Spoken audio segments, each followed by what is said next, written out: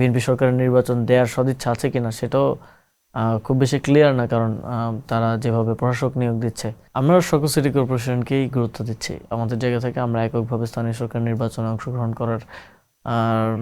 করার প্রক্রিয়ার মধ্যেই আছি, এবং আমাদের এটার প্রথম ধাপে 5টা সিটি কর্পোরেশনের প্রার্থী ঘোষণা করা হয়েছে, দ্বিতীয় ধাপে বাকি 7টাও করে দেওয়া হবে, এবং এর বাইরেও পৌরসভা, পৌর মেয়র, উপজেলা পরিষদের চেয়ারম্যান, ভাইস চেয়ারম্যান, এই সবগুলো পদেই আমরা আমাদের এনসিপি সমর্থিত প্রার্থী ঘোষণা করব। সেটা আমাদের স্থানীয় সরকার নির্বাচন পরিচালনা কমিটি, তারা সেই বিষয় নিয়ে কাজ করছেন।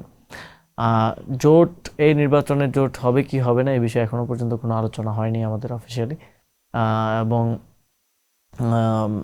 যেহেতু এখনো পর্যন্ত নির্বাচনের ডেট ঘোষণা করা হয়নি এবং অনেক কিছুই অপরিষ্কার, বিএনপি সরকারের নির্বাচন দেওয়ার সদিচ্ছা আছে কিনা সেটাও খুব বেশি ক্লিয়ার না, কারণ তারা যেভাবে প্রশাসক নিয়োগ দিচ্ছে তাতে এই বিষয় নিয়ে এক ধরনের শঙ্কা তৈরি হয়েছে।